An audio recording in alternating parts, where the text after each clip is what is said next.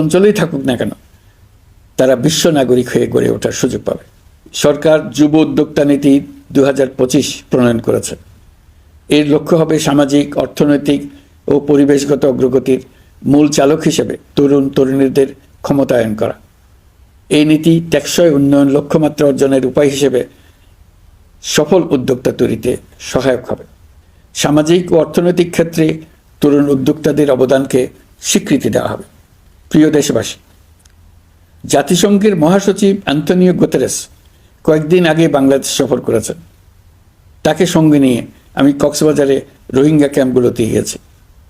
ক্যাম্পে অবস্থানরত 1 লাখ রোহিঙ্গা শিশু, কিশোর, নারী, পুরুষ সবার সঙ্গে একসঙ্গে ইফতার করেছে।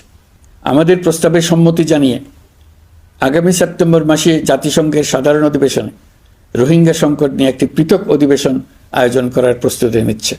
মালয়েশিয়া ও ফিনল্যান্ড যৌথভাবে এই সম্মেলনের আয়োজক হতে এগিয়ে এসছে। এর পাশাপাশি অস্ট্রেলিয়ার সাবেক ভারপ্রাপ্ত প্রধানমন্ত্রী জুলি বিশপকে আমি এই গুরুত্বপূর্ণ সভায় মুখ্য ভূমিকা পালনের জন্য আহ্বান জানিয়েছি। তিনি আমার প্রস্তাব গ্রহণ করেছেন।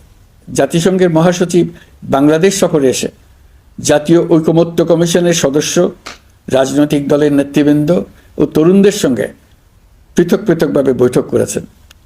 বৈঠকে সবাই জাতিসংঘের মহাসচিবকে নতুন বাংলাদেশ গঠনের স্বপ্নের কথা জানিয়েছেন।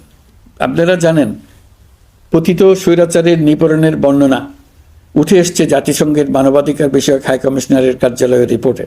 গত জুলাই-আগস্ট মাসে বাংলাদেশের ছাত্র, শ্রমিক জনতার উপর শেখ হাসিনা সরকার ও আওয়ামী লীগ যে দমন, পীড়ন ও হত্যাকাণ্ড চালিয়েছে, এর পুঙ্খানুপুঙ্খ তদন্ত করে বিস্তারিত রিপোর্ট প্রকাশ করেছে তারা।